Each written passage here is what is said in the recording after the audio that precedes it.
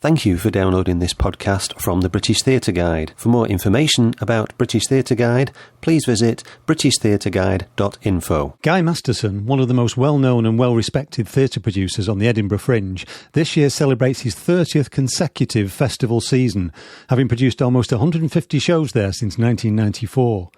However, he has announced that this is also to be his last festival visit as a producer.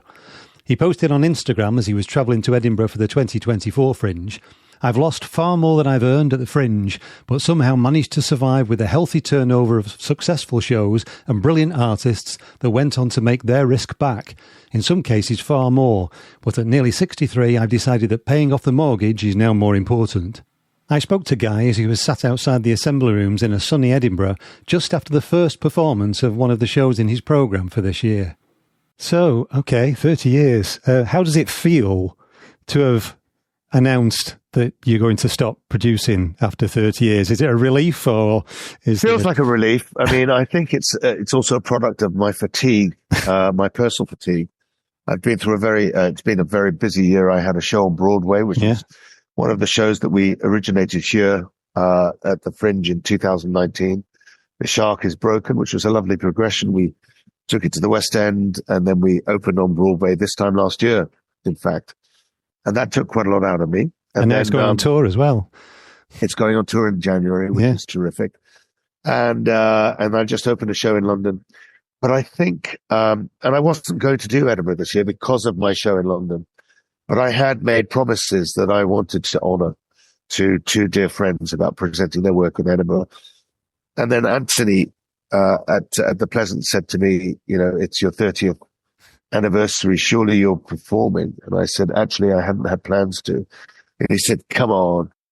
And he persuaded me to do two more performances of Underwood Wood and Animal Farm. So I agreed to it madly, which means I'm coming up in the middle week to do one performance of each. And those are shows that you started with 30 years ago as well, aren't they? They are. We decided that, they're titles which everybody knows, and we should get an audience for them. And it'll be kind of a nice swan song. But I was also asked the other day to do a list of shows that I'd actually just directed and performed in, or performed on. And of the 150 shows I've done, it was actually 70, which includes some repeat, some coming up again, like Pip Hutton with his Adolf. Yeah, he keeps coming up. But yes, I've done this will be the 6th time I've done Animal Farm over that 30-year period. So I guess that's once every 5 years. Yeah. And same thing with Underwood Wood. So it feels appropriate to do this. And I've also said that if anybody wants me, it's not that I don't want to come back. It's just that I would like to do it without a risk, I think. Yeah. The risk isn't healthy the risk is very high now to come to Edinburgh. That's one of the big things. It's unless you're a comedian from the television, the risk associated with producing theatre is absolutely huge. This was always thus, but I think that now more than ever, with the costs. Well, it's a risk even for audiences as well, because ticket prices have gone up a lot and accommodation prices have gone up a lot. So are you seeing that reflected in audiences at all? Well, not so far. We only opened today. So we had a decent house for a first preview today. But I think everybody is saying how expensive it is. Accommodation is, it's prohibitive. Yeah. And I don't know what the answer is. All I think is that ultimately it's strangling the Fringe. Yeah. It's stopping people coming up. And that's a warning. But there are obviously more shows than ever, which indicates that there are people prepared to take that risk. Yeah.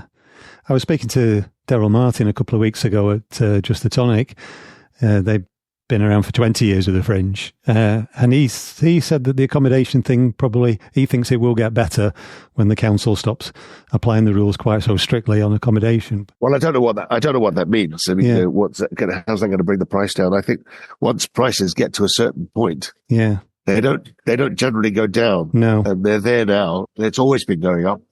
And they're there at the highest point, and I can't see them going down unless you've got some humane landlords, land persons, whatever you want to say. The agents, they're creaming it. So, yeah. And the costs of producing, I assume, have gone up a lot as well, like the rent of the theatres and everything.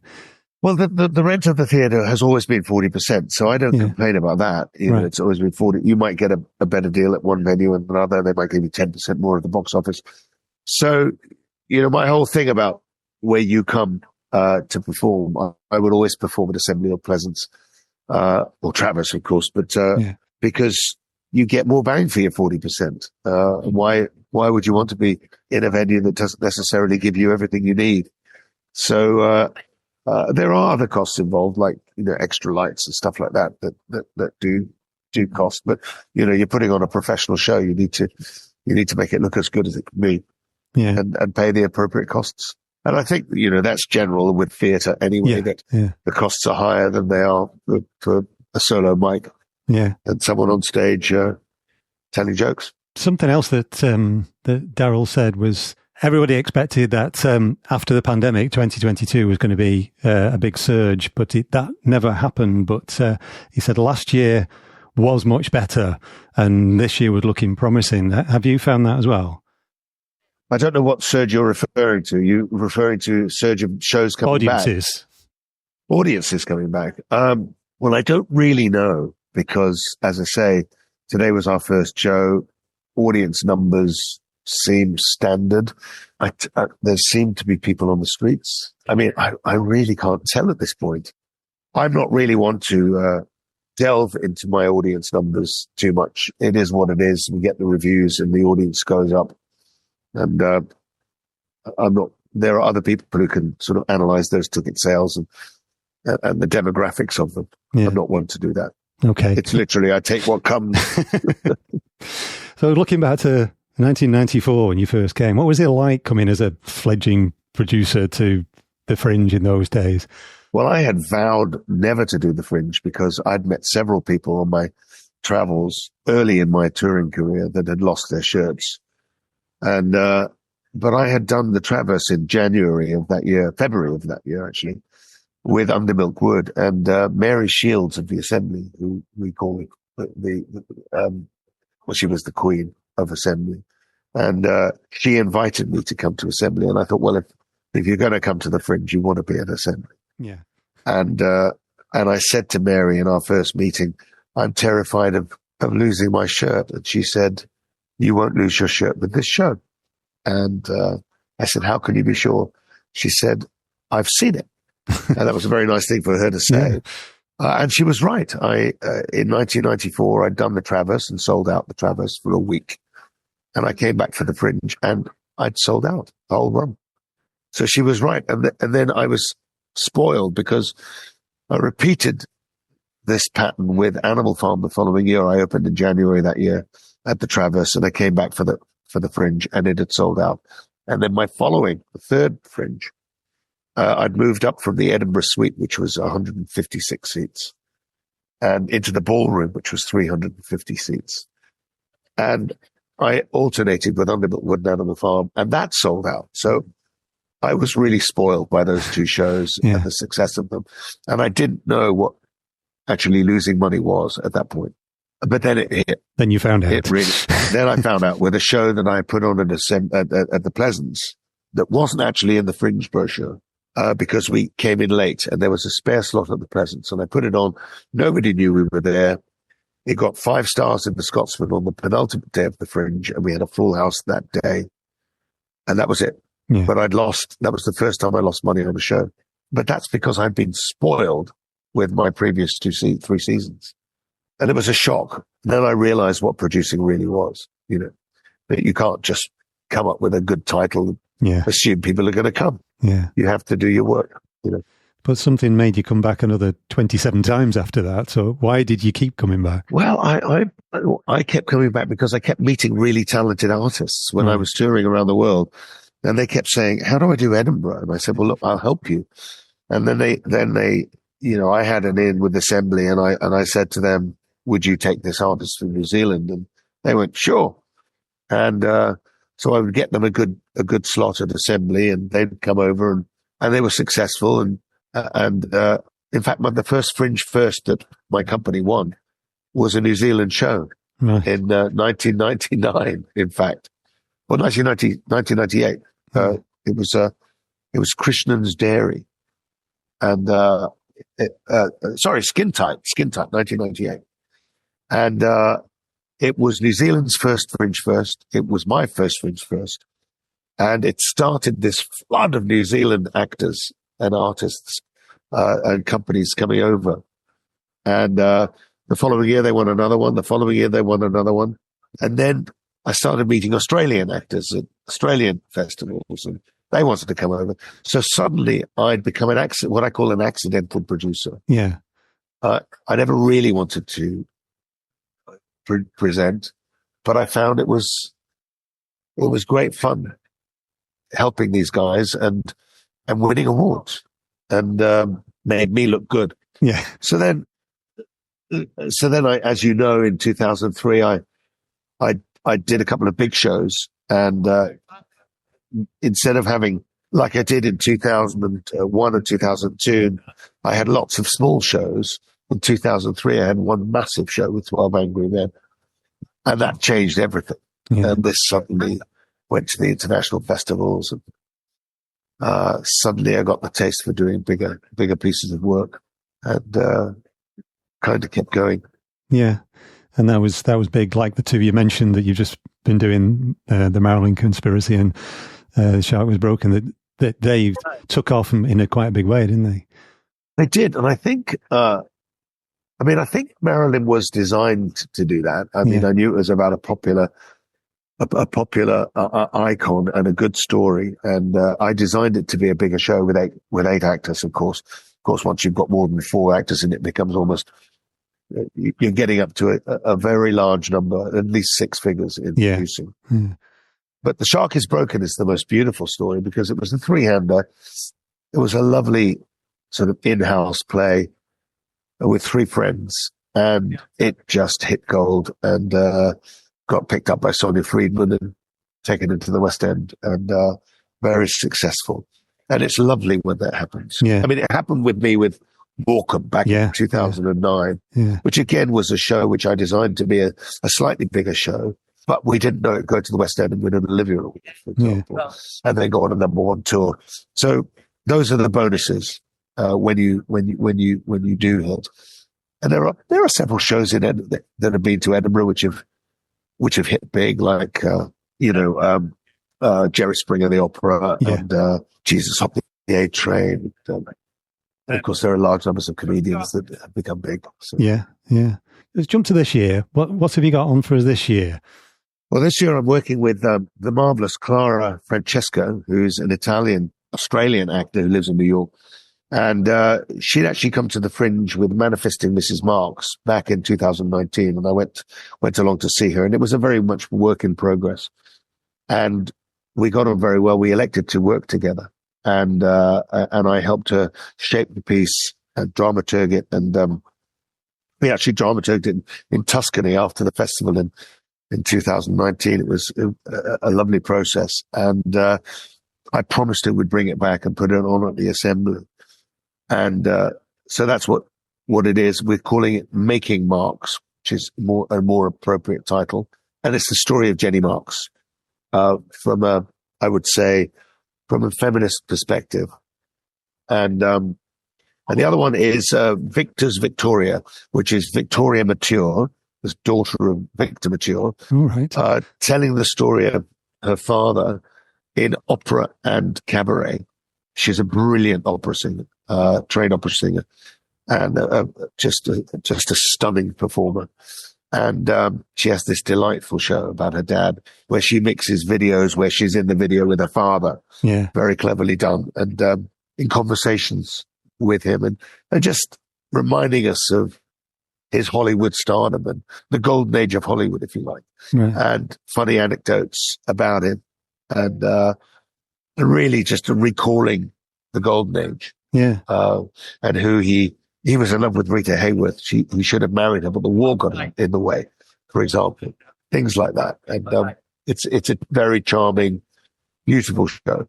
And I'm thrilled because she's married to one of my best friends in America. So it's a delight to make that happen. And then, of course, Animal Farm and Undermilk Wood. Yeah. Back for one performance. And those two shows, it's not just a nostalgia thing to bring them back.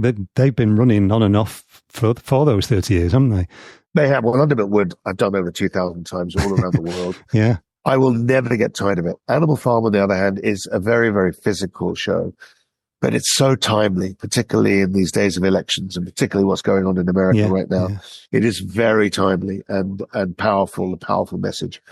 I thought I was too old to perform it. In fact, I wasn't going to perform it until the person that I'd asked to do it dropped out 3 weeks before we were due to open at Wilton's Music Hall this year. So in order not to have to pay the £15,000 cancellation fee, I was kind of forced to step into his shoes and do it again. Yeah. And as I remounted it, suddenly the phone started to ring and I've got venue people calling me going, will you do Animal Farm for us? And firstly, I said, no way. He said, it's worth your while. So I did Bath Theatre Royal and a few other places. And I'm going to do this big performance up here and a couple of others. But I vowed I'd never do it again after 2013. Here I am. Those two shows, though, as solo shows, they're very impressive to watch, but they must be quite daunting because one's a novel and one's a play for voices that wasn't written to be staged. Well, it was staged, of course, originally, but both, neither of them are easy to stage, really, are they? Well, I think the performance style that I kind of invented for Undermilk Wood, when I wrote the adaptation of Animal Farm, I wrote it in the style of Undermilk Wood with the sort of central narrator who is the central actor who experiences the emotions of the piece. And he morphs into these multiple characters. In the case of Animal Farm, it's multiple animals. Yeah.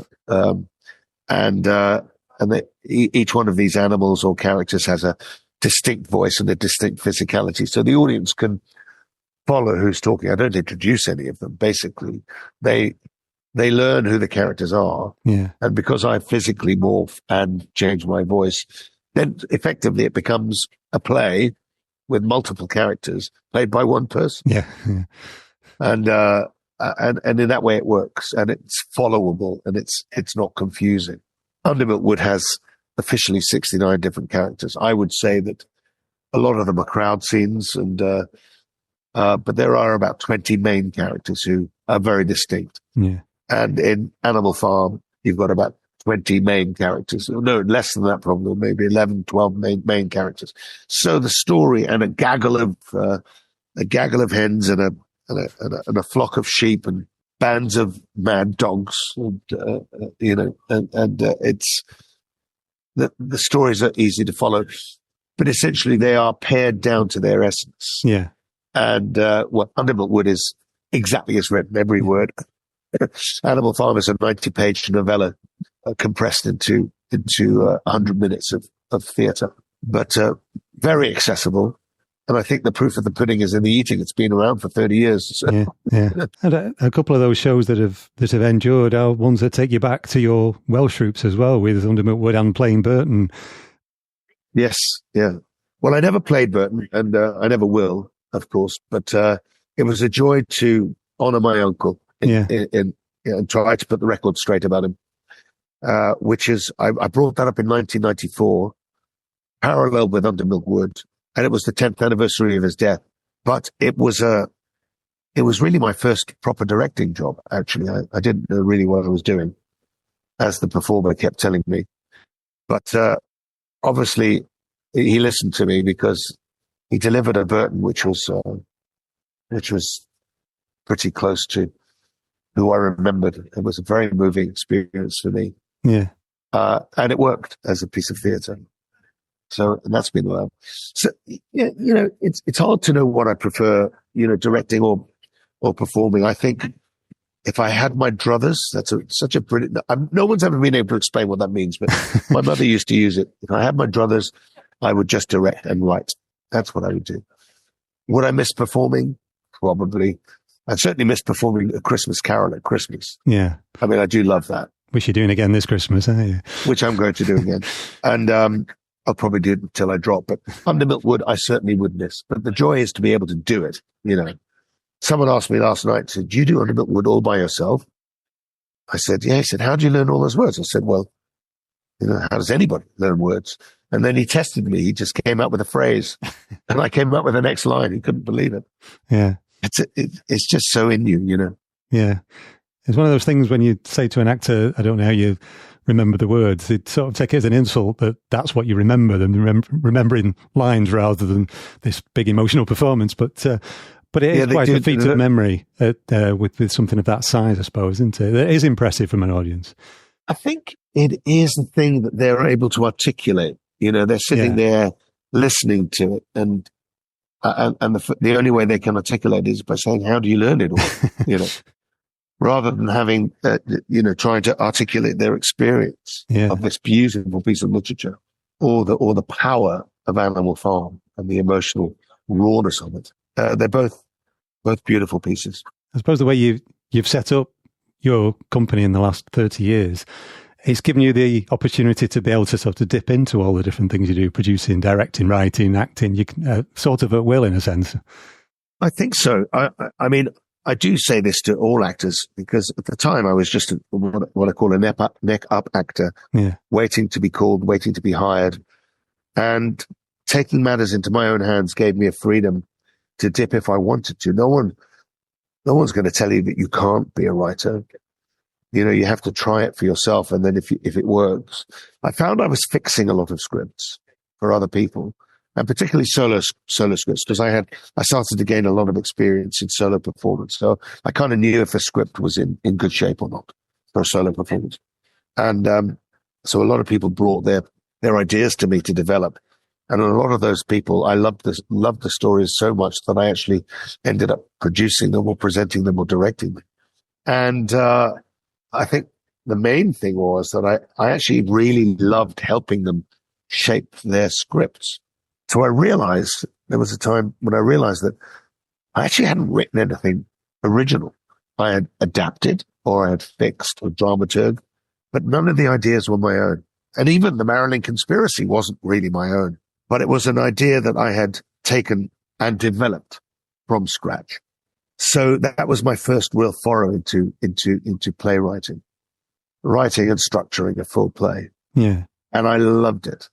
And during lockdown, I actually wrote the screenplay of, in 1981, I drove my famous Uncle Richard to Switzerland in a Mini Cooper. And That's wife, quite a road movie, isn't it? It is a road movie, exactly. And my wife, during lockdown, said, "You've got to finally take this time to write it." So I did. And I was then, in 2022, I was asked to do the keynote speech for the St. David's Day festivities at the Guildhall in London. And apparently the speechmaker that they had invited had to drop out. So that's how I got the gig. And I decided, well, everybody who is Welsh wants to know about Burton. So I told them this anecdote about Uncle Richard, about me driving him. And this man was sitting next to my wife. He happened to be a film producer. And he said to her, "God, that would make a great movie." And my wife said to him, "He's written it." Oh my God, I got to read it. So I read it and he optioned it. Right. So my first ever screenplay got optioned, and it's supposed to be made next year, but I'll believe that when I see it. Yeah. But it was optioned. I mean, that's the dream come true for any screenwriter, I think. And I got the check to prove it. So as a what I call a fledgling, it's lovely to produce work that you've helped and you've written, or an original piece that someone else brought to you and you've made happen. That's great. But actually, when you write something and it's a big success, like Marilyn Conspiracy and hopefully the movie, that to me was that made me feel almost as good as when Under Milk Wood hit at the Traverse. And suddenly I realized, oh my God, people like this, which I wasn't. I guess you're never sure what the response is going to be. No. And from an audience, the only way you get it is from the audience, clapping you or standing and cheering or whatever they do. And there's a kind of a return, but the writer doesn't get that return until the whole thing's been produced. Yeah. And it's, it's a very scary moment. It is, yes. But when you're looking around the audience and this, you can see people dropping off. It's like, no, we're getting something wrong. Got to fix that. Yeah. Well, I suppose that's a lot of comedians go up to Edinburgh saying they're not expecting to make money, they're expecting to lose money, but it's like a showcase. And I suppose that's happened for you occasionally. How many of your 150 shows has that worked for, where it's been a showcase for something that's gone on? Oh, well, I think the majority of them have been designed to go on. And I'd say the minimum number of shows just haven't had a life beyond Edinburgh. Yeah. But they were all designed to have a life. So I would say that probably about 10% of them, maybe 15, didn't move on. Yeah. Just didn't work for some reason, or didn't get an audience. You can never tell. You can never tell. That's not a bad percentage, really. I think most producers will be quite happy with that. I think most producers want to produce on a big stage with lots of potential and make millions of dollars. So, and that there is that side of things. When a show that you produce for a friend gets picked up and taken to the West End, that is terribly exciting. I'm so proud of Ian Shaw for his Shark is Broken. Yeah. And what happened with that, that's a joy. And I love seeing my friends succeed and win awards and things like that, or people I've directed. That's a big pat on the back as well. Yeah, you've made. I'm sure you've made plenty of friends, but you've worked with the same people quite a few times. You mentioned Pip Hutton before. So who else have you had as regular? Well, Pip and I have only done 2 shows together. Yeah, they've come back a few times, haven't they? Oh, they keep coming back. I'm waiting to receive the royalties, of course. David Calvito, who I brought over in 2000 with Americana Absurdum. We've actually done, I think, 22 projects together over the years. That's a lot of projects. Yes. He just did Marilyn for me. He's a great collaborator and a very talented actor. He had so much success here that he moved from New York to London. No, and people like Rebecca Vaughan with Austin's Women and Female Gothic and I, Elizabeth, and she's gone on to form Dyad Productions, and she's up again this year with, I think, A Room of One's Own. And I love that. Jenny Sutherland, who went on to form, I think it's Stickman, and she's forged a huge career for herself. So that's terrific. I love that.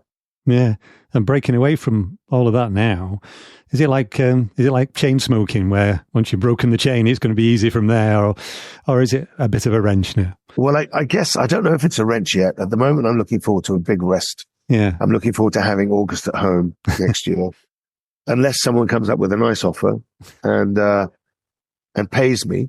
Unfortunately, I do have to be mercenary because I've got to live. Yes. Yeah. And I've got 1.5 years to pay off my mortgage. Because every time I get close to it, I take a stupid risk. Yeah.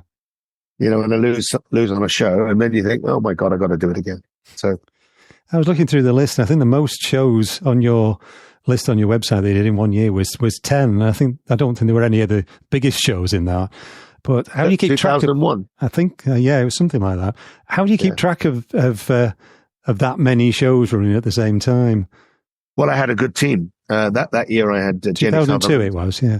2002, right, yes. I had Oleanna, which was a big show. Yeah. And we had, most of them were sort of 100 to 150 seaters. But Oleanna was a big one. And then, of course, 12 Angry Men was 2003, which was the one that broke the mold. Yeah. That was one of the greatest moments of my life, actually, seeing that, the way that hit. Yeah. And particularly with the group of comedians that did it, nobody knew how that was going to be received. Yeah. I did warn them that the critics' pencils were going to be sharpened before that first performance. And they delivered. My God, they delivered. And that went all around Australia and still holds the box office record for touring theatre industry. Amazing. But something like that, it must have been quite a big relief that it took off as well, because that must have been a big risk for you. Actually, Assembly shared the risk with me, right. In the sense that, and so did the comedians. They all came up they were all doing other shows anyway, and they all wanted to do it. So really, I mean, I can't see, in terms of a risk, I mean, they were big name comedians and they were going to draw an audience anyway. And the only way, even if we'd failed, there'd have been people coming in to see them fail. Yeah. So it was almost guaranteed. But the fact that it didn't fail and we sold every single seat, we could have done another, well, we could have kept running it. Yeah. In fact, the big thing which was sad about that was that we wanted to move into the West End and then have, people like Billy Crystal and big name like Robin Williams come in and play for 8 weeks in London in a juror of their choice. Yeah. And we could have just kept running. Yeah. That wasn't to be. So we followed it up with One Flew Over the Cuckoo's Nest, which was another massive success. That went straight to the West End. And I think we did 18 weeks in the West End. Yeah. And then it did another 18 weeks in the West End. And we did another 16-week tour. And then the following year we did The Odd Couple with Bill Bailey. Yes. Yeah. And that was great fun. Yeah. Couple. Yeah. I remember seeing The Odd Couple with Alan Davis as well, wasn't it? Oh yeah, he was in it. Yeah. So are those your fondest memories, you think, of those shows, or have you got anything else that sticks in the mind? Well, I think Americana Absurdum was another one of my favorites because I brought over these 10 brilliant actors from New York, including John Clancy. And we would have been we would have done 2 55-minute shows in a 1 hour and a 1 hour 50-minute event. But Assembly didn't have a long enough slot for us. So we had to alternate them, which actually saved our bacon because one of those shows got a 3-star review from Joyce McMillan. And I thought that the review was unfair because the audience were just in hysterics. Anyway, she was persuaded to come back for the second one. That must have been hard. Well, yes, especially Joyce is so busy. Yeah. But she did, in fairness to her, she did come back for the second one, promptly gave it a 5-star review and a Fringe first, which we could have lost our bacon. Yeah. That would have been the end of John Clancy. There would have been no Horse Country. There would have been no Goner. There would have been no David Calvito. That would have been it. They'd have gone back to America with the tail between the legs, having played to 50% houses. Instead, Joyce gave it a 5-star review, a Fringe first. It sold out the rest of its run. It made its money back. And they kept coming and they brought us some of the best things we've ever seen on the Fringe. Yeah. John has won, I think, 5 Fringe firsts now. He's not here again this year, but Brian Parks is here. He comes every year now. He's got a show called The Plotters, and Brian's wonderfully successful as well. So it's a fantastic thing. Yeah. We just on the strength of one strong review. Yeah. These guys have made a career. Yeah. I love that. That Edinburgh could do that. Or it used to be able to. Yeah. I think it's still cool. But I am tired.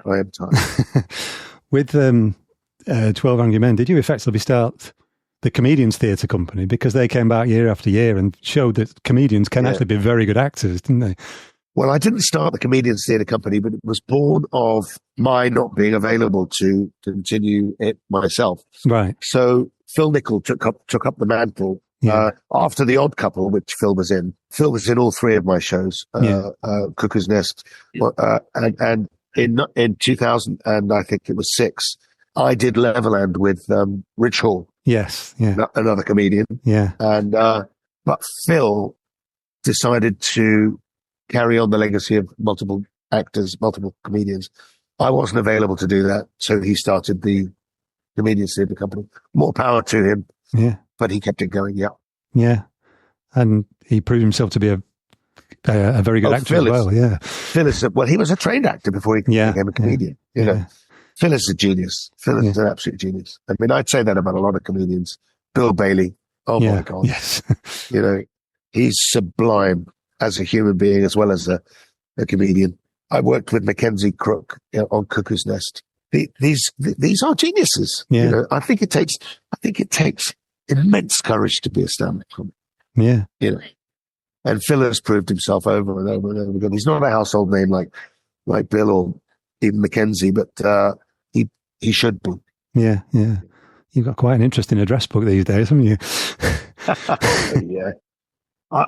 So I'm putting it out there now. I'm available as a director. So come up with the ideas. Yeah. You won't get me for free, but you'll get me. Yes. And it's looking nice around you in Edinburgh at the moment. Yes, it's quite mild. It's nice. I do carry my thick sweater just in case, because Edinburgh can turn at any minute. It can, yeah. Well, another one of my highlights was actually doing Animal Farm with the Georgians, and from Timanishvili Theatre Company. They have a good legacy on the Fringe, and they invited me out to do Shylock at their international festival. And Ketty, who is the artistic director, asked me if they could do Animal Farm at the theatre, and I said I will adapt it for a multi-character. So they said, okay, you've got up to 50 actors at your disposal. So I wrote it for 50 actors, and then they wanted to bring it to Edinburgh. So I did the budget for them and I said, can we make it 30? So I brought the 30-actor production of Animal Farm to George Square Theatre in 2014 of these incredible Georgians doing Animal Farm. It was the first time Animal Farm had ever been done in Georgia. And to think that Stalin and Beria came from Georgia. Yes. So their relationship with the novel is very different to ours, yes. Yeah. So, I mean, that was one of the highlights of my life and career. And I'm in love with Georgians. So, after Edinburgh, what's next for you generally?